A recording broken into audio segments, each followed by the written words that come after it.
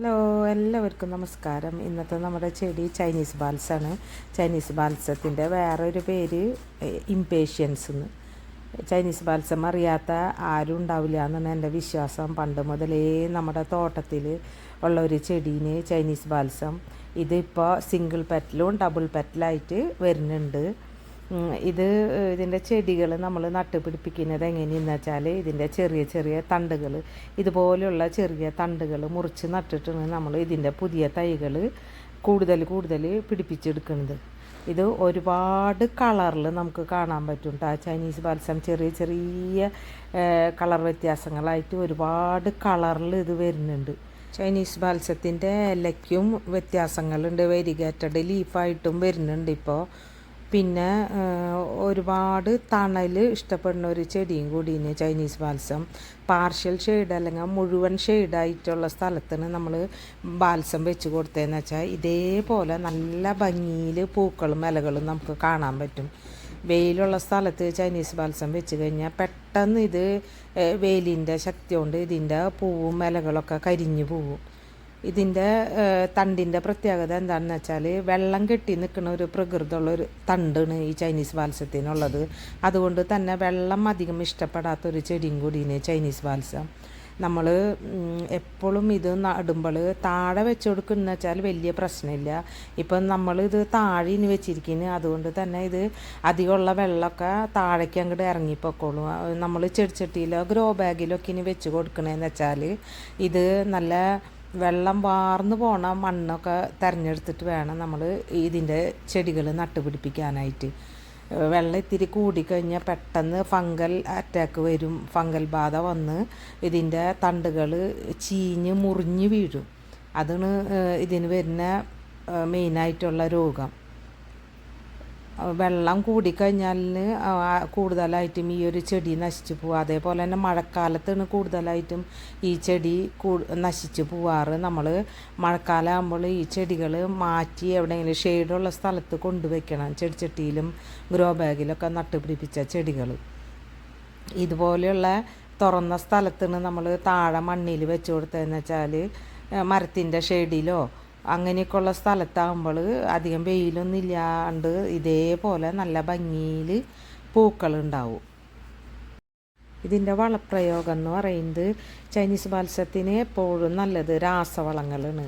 NPK, അതേപോലെ തന്നെ urea, ഇതൊക്കെ ഞാൻ ഇട്ട് കൊടുക്കാറുണ്ട്. ഇതൊക്കെ ഇട്ട് കൊടുത്തു കഴിഞ്ഞാൽ ഇതേപോലെ നല്ല ഭംഗിയിൽ വളർന്നു വരും. അല്ലെങ്കിൽ പിന്നെ നന്നായി ഉണങ്ങിയ ചാണകപ്പൊടി, അതും നല്ലതാണ് ചൈനീസ് ബാൽസത്തിന്. ഇതൊക്കെ ഇട്ട് കൊടുത്തു കഴിഞ്ഞാൽ എന്താണെന്ന് വെച്ചാൽ നന്നായി നനച്ച് കൊടുക്കണം കേട്ടോ ചെടിക്ക്. വെള്ളം കെട്ടി നിൽക്കാണ്ട് നോക്കണം നമ്മൾ ചെടിച്ചട്ടിയിലൊക്കെ ഇനി ഇത് നട്ടേന്ന് വെച്ചാൽ. അപ്പോൾ നന്നായി നനച്ച് കൊടുക്കാൻ വേണം ഇതുപോലെയുള്ള വളങ്ങൾ നമ്മൾ ചെയ്ത് കഴിഞ്ഞാൽ. ചൈനീസ് ബാൽസത്തിൻ്റെ പുതിയ ചെടികൾ പിടിപ്പിക്കാൻ ഞാൻ പറഞ്ഞില്ലേ, തണ്ടുകൾ മുറിച്ച് നട്ട് നമുക്ക് പുതിയ ചെടികൾ പിടിപ്പിക്കുക. പിന്നെ രണ്ടാമതായിട്ട് ഇതിൻ്റെ വിത്തുകൾ പൊട്ടിമുളച്ച് ഒരുപാട് തൈകൾ നമുക്ക് കിട്ടും. വിത്തുകൾ പൂക്കൾ തമ്മിൽ പോളിനേഷൻ നടന്ന് വിത്തുകൾ ഉണ്ടായി പൊട്ടിമുളച്ച് തൈകൾ ഉണ്ടാകുമ്പോഴത്തെ പ്രത്യേകത എന്താണെന്ന് വെച്ചാൽ പുതിയ വെറൈറ്റി പൂക്കൾ നമുക്ക് കിട്ടും. അല്ലെങ്കിൽ പുതിയ കളറ് പൂക്കൾ കിട്ടും. ഈ കളറുകൾ തമ്മിൽ മിക്സായിട്ട് ചിലപ്പോൾ ഷെയ്ഡുള്ള പൂക്കളായിരിക്കും, അല്ലെങ്കിൽ പിന്നെ പുതിയൊരു കളറ് നമുക്കില്ലാത്തൊരു കളറ് പൂവായിരിക്കും പിന്നെ ആ തൈയിൽ നിന്ന് പൂവ് ഉണ്ടാകുമ്പോൾ. അതുപോലെയുള്ള വെറൈറ്റി പൂക്കൾ നമുക്ക് വിത്ത് പൊട്ടിമുളച്ചുണ്ടാവുന്ന തൈയിൽ നിന്ന് കിട്ടാറുണ്ട് സാധാരണയായിട്ട്. അപ്പം നമുക്ക് ഇല്ലാത്ത ചില കളറായിരിക്കും നമുക്ക് ഒരു വെറൈറ്റിയും കൂടിയും അതിൽ നിന്ന് കിട്ടുന്നത്. ഞാനിപ്പോൾ കാണിക്കുന്ന ഈ ചൈനീസ് ബാൽസൊക്കെ നാടൻ ചൈനീസ് ബാൽസാണ് കേട്ടോ, ഹൈബ്രിഡൊന്നല്ല. അപ്പോൾ ഇതിൻ്റെ പ്രത്യേകത എന്താണെന്ന് വെച്ചാൽ ഇത് നമ്മൾ പൂവിട്ട് കഴിയുമ്പോഴേ കുറച്ച് തണ്ട് ഇങ്ങനെ മൂത്തുന്ന് തോന്നുമ്പോൾ അവിടെ വെച്ചൊന്ന് നമ്മൾ നുള്ളി കൊടുക്കണം. ചെറുതായിട്ട് പ്രൂണിങ് ചെയ്ത് കൊടുത്തു കഴിഞ്ഞാൽ പിന്നെ അവിടെ നിന്ന് പുതിയ മുകുളങ്ങളൊക്കെ വന്ന് പിന്നെ അതിൽ നിറയെ പൂക്കും. അപ്പോൾ അധികം ഹൈറ്റിൽ പൂവാണ്ട് തന്നെ ഇതേപോലെ പൂവിട്ട് നിൽക്കും. നമ്മളിങ്ങനെ തണ്ടുകൾ ഉയരത്തിൽ പോണെന്ന് കാണുമ്പോൾ കുറച്ച് താഴ്ത്തി നമ്മളൊന്ന് പിൻ ചെയ്ത് കൊടുക്കുക. അപ്പോൾ അതുപോലെ പ്രൂണിങ് ചെയ്ത് കഴിഞ്ഞാൽ നല്ല ഭംഗിയിൽ നിൽക്കും. ഒരേ ചെടികളും നല്ല ബുഷിയായിട്ട് വളർന്ന് പൂക്കൾ നിറഞ്ഞ് നിൽക്കും ഇതേപോലെ.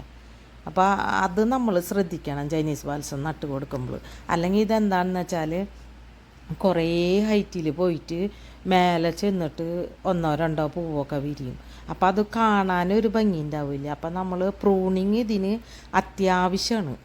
പ്രൂണിങ് ചെയ്താൽ ഇതേപോലെ ഭംഗിയിൽ നമുക്ക് നമ്മുടെ ചെടികൾ ഇതിങ്ങനെ കാണാൻ പറ്റുള്ളൂ, നിർത്താൻ പറ്റുള്ളൂ. അതിപ്പോൾ ഭൂരിഭാഗം ചെടികളും അങ്ങനെ തന്നെയാണ്. പൂവ് കഴിഞ്ഞ് കഴിയുമ്പോൾ നമ്മൾ അവിടെ വെച്ചൊന്ന് നുള്ളി കൊടുത്തു കഴിഞ്ഞാൽ പുതിയ മുകുളങ്ങളൊക്കെ വന്ന് അത് ആ ചെടി തന്നെ കാണാൻ നല്ല ഭംഗിന്. ഇപ്പോൾ പൂവിടാത്തതായാലും ആ ചെടിക്കൊരു ഭംഗി ഉണ്ടാവും. ചൈനീസ് മത്സ്യത്തിൻ്റെ വേറൊരു പ്രത്യേകത എന്താണെന്ന് വെച്ചാൽ വർഷം മുഴുവൻ പൂവ് തരുന്ന ഒരു ചെടീന് ചൈനീസ് മത്സ്യം. അത് ഇതിൻ്റെ ഒരു എടുത്ത് പറയേണ്ട ഒരു പ്രത്യേകത തന്നെയാണ്. മഴയില്ല, വെയിലും ഇല്ല, ഒന്നുമില്ല, തണുപ്പുമില്ല, മഞ്ഞുമില്ല, അങ്ങനെ എന്ന് പറയുന്ന പോലെ എല്ലാ കാലാവസ്ഥയിലും പൂവിടുന്ന ഒരു ചെടീന് ചൈനീസ് ബാൽസം. അപ്പോൾ നമ്മൾ ആകെ ശ്രദ്ധിക്കേണ്ടത് ഇതിൻ്റെ വെള്ളം കൊടുക്കുന്ന കാര്യത്തിൽ മാത്രം ഒന്ന് കെയർ ചെയ്യേണ്ടതുള്ളൂ. അല്ലെങ്കിൽ ഇതിൽ ഇതേപോലെ നിറഞ്ഞ് പൂക്കളുണ്ടാവും. എപ്പോഴും നമ്മൾ നല്ല പോട്ടിങ് മിക്സ് ഉണ്ടാക്കുമ്പോൾ വെള്ളം വാർന്ന് പോണ ഗ്രാവൽ, തരി മണലില്ല, നമ്മുടെ പുഴമണ്ണ്, എംസാൻഡ്, അതേപോലത്തെ മണ്ണ് ഇട്ടിട്ട് നമ്മൾ പോട്ടിങ് മിക്സ് തയ്യാറാക്കി കഴിഞ്ഞ് കഴിഞ്ഞാൽ തീരെ ചെടിച്ചട്ടിയിൽ വെള്ളം കെട്ടി നിൽക്കില്ല. അപ്പോൾ പിന്നെ ഇത് ചീഞ്ഞ് പോണ പ്രശ്നം വരുന്നില്ല. നമുക്ക് എപ്പോഴും പൂക്കൾ തരുന്ന ഒരു ചെടീന് കേട്ടോ ചൈനീസ് ബാൽസം. അത്രയും നല്ല ചെടീന് ഒരുപാട് കളറിൽ ഇതേപോലെ പൂത്ത് നിൽക്കുമ്പോൾ കാണാൻ നല്ല ഭംഗിന്. നമുക്കിതൊക്കെ കാണുമ്പോൾ ഭയങ്കര മനസ്സിന് സന്തോഷമാണ്. നമ്മുടെ തോട്ടത്തിൽ ഇതേപോലെ പൂക്കൾ വിരിഞ്ഞ് നിൽക്കുമ്പോൾ. ചൈനീസ് ബാൽസത്തിന് നമ്മൾ വളം ഇട്ട് കൊടുക്കുമ്പോൾ എല്ലാ 10 ദിവസം കൂടുമ്പോഴും നമ്മൾ വളം ഇട്ട് കൊടുക്കണം. അത് കുറേശ്ശെ ഇട്ട് കൊടുക്കണ്ട, ഒരുപാടൊന്നും ഇടണ്ട. കുറേശ്ശെ നമ്മൾ ചെടിക്ക് ഇട്ട് കൊടുത്തു കഴിഞ്ഞാൽ നന്നായി ഇത് വളർന്നു വരും. 10 ദിവസം കൂടുമ്പോൾ നമ്മൾ വളം ചെയ്യണം കേട്ടോ. എന്നാലേ നമ്മുടെ ചെടികൾ നല്ല കരുത്തിൽ വളർന്നു വരുള്ളൂ. ഇതിപ്പോൾ താഴെ നിൽക്കണോണ്ട് തന്നെ ഇത് വലിയ പ്രശ്നങ്ങളില്ല. എന്താണെന്ന് വെച്ചാൽ വെള്ളം അധികമായാൽ അത് താഴേക്ക് വാർന്നു പോവും. പിന്നെ മണലല്ലേ, അപ്പം നമ്മൾ ആദ്യം തന്നെ ഇത് നടുമ്പോൾ തന്നെ നന്നായി മണ്ണൊരുക്കിയിട്ടാണ് ഇത് ഇതേപോലെ നടണത്. അപ്പോൾ പിന്നെ ഇത് അതേപോലെ തന്നെ നല്ല ഭംഗിയിൽ വളർന്നു വരും. ഇതിന് പിന്നെ വരുന്ന രോഗം എന്ന് വെച്ചാൽ ഇതിൻ്റെ ഇലകളൊക്കെ ചുരുണ്ട് കൂമ്പ് കുരുടിക്കാറുണ്ട്. അപ്പം ഞാൻ വേപ്പെണ്ണ ഇതിന് സ്പ്രേ ചെയ്ത് കൊടുക്കാറ്, വേറെ ഒന്നും സ്പ്രേ ചെയ്യാറില്ല ഇതിന്. വേപ്പെണ്ണ നമ്മൾ സോപ്പ് ലായനിയും കൂടി മിക്സ് ചെയ്ത് അത് ചെറുതായിട്ടൊന്ന് സ്പ്രേ ചെയ്ത് കൊടുക്കും. ഇത് കൂടുതലായി കഴിഞ്ഞാൽ ഇതിൻ്റെ ഇലകളൊക്കെ മഞ്ഞ കളറായി പഴുത്ത് പോകും കേട്ടോ. അപ്പോൾ ലൈറ്റായിട്ടാണ് നമ്മളത് എടുത്തിട്ട് സ്പ്രേ ചെയ്യാറുള്ളൂ. ഇത് ഭയങ്കര സെൻസിറ്റീവായിട്ടുള്ളൊരു ചെടീനെ, പെട്ടെന്ന് ഇത് എന്താ പറയുക തളർന്നു പോണ ഒരു ചെടീന്. ഇപ്പോൾ വെയിലിൻ്റെ ശക്തി തന്നെ ഇത്തിരി കൂടിക്കഴിഞ്ഞാൽ ആ പൂക്കളും ചെടികളൊക്കെ ആകെ തളർന്ന് വാടിക്കെടുക്കണതാണ്. അപ്പം നമ്മൾ ഇപ്പോൾ മരുന്ന് സ്പ്രേ ചെയ്യുമ്പോഴായാലും പ്രത്യേകം അത് ശ്രദ്ധിക്കണം. നീം ഓയിൽ ഭയങ്കര ലൈറ്റായിട്ട് നമ്മൾ സ്പ്രേ ചെയ്ത് കൊടുത്താൽ മതി. ഇതുമല്ലുള്ള കീടങ്ങളൊക്കെ പോയി നല്ല ഉഷാറായി വളർന്നു വരും. ഈ ചെടിയുടെ വേറൊരു പ്രത്യേകത എന്ന് വെച്ചാൽ നമ്മൾക്ക് ഒരു തവണ നമ്മൾ നട്ട് കഴിഞ്ഞാൽ പിന്നെ വർഷങ്ങളോളം ഈ ചെടി നമ്മുടെ കയ്യിലുണ്ടാവും. ഇതിൻ്റെ തണ്ടുകൾ മുറിച്ച് നട്ട് നമ്മൾ സൂക്ഷിച്ച് കഴിഞ്ഞാൽ ഇത് തീരെ നമ്മുടെ കയ്യിൽ നിന്ന് പോവില്ല ഈ ഒരു ചെടി. അങ്ങനെ ഒരു പ്രത്യേകതയുണ്ട് ചൈനീസ് ബാൽസത്തിന്. മഴക്കാലം വരുമ്പോൾ മാത്രമാണ് ഈ ചെടി നശിച്ച് പോണ ഒരു സമയം. അപ്പോൾ കുറച്ച് കൂടുതൽ നമ്മൾ കെയറിങ് കൊടുക്കുക. അപ്പോൾ ഇന്നത്തെ വീഡിയോ ഒക്കെ എല്ലാവർക്കും ഇഷ്ടപ്പെട്ടു എന്ന് വിചാരിക്കുന്നു. ചാനൽ ആദ്യമായി കാണാൻ ആരെങ്കിലും ഉണ്ടെങ്കിൽ ഒന്ന് ചെറുതായി സപ്പോർട്ടൊക്കെ ചെയ്തു തരാം കേട്ടോ. സബ്സ്ക്രൈബൊക്കെ ചെയ്യുക. വീഡിയോ ഇഷ്ടപ്പെട്ടെങ്കിൽ ലൈക്കും കമൻറ്റൊക്കെ ഇടുക. നിങ്ങൾ തരുന്ന പ്രോത്സാഹനമാണ് നമുക്ക് പുതിയ പുതിയ വീഡിയോകൾ ചെയ്യാനുള്ള ഒരു ഊർജ്ജവും സന്തോഷവും ഒക്കെ കിട്ടുന്നത്. ഇതുപോലെയുള്ള നല്ല നല്ല വീഡിയോകളായി ഇനിയും വരാം. എല്ലാവർക്കും ബൈ ബൈ.